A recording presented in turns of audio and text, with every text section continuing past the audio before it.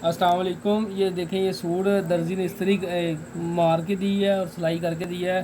और मैं आपको दिखाता हूँ इसमें गलतियाँ क्या क्या आती हैं। ये देखें, ये किनारा इसका देखें, इसमें कितना कपड़ा ऊपर छोड़ा हुआ उसने। ये देखें, ये अभी इस्त्री की है इसके ऊपर। ये देखें, ये मैं आपको दिखा देता हूँ। ये देखें, ये इस तरह इस्त्री मारने का तरीका मैं आपको बताता हूँ।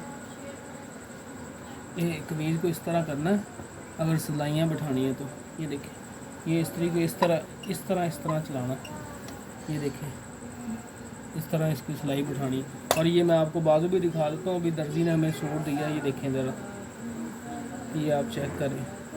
ये फ़िलहाल पहले चेक कर लें। ये देखें कितना कपड़ा छोड़ा हुआ उसमें। ये देखें, अब बाजू को दिखाता हूँ आपको। ये देखें, ये तसल्ली से देख लें कितना कपड़ा छोड़ा हुआ नज़र आ रहा। ये देखें, ये बाजू, ये देखें, ये इस तरह ना किया करें दर्जी भाई सारे। ये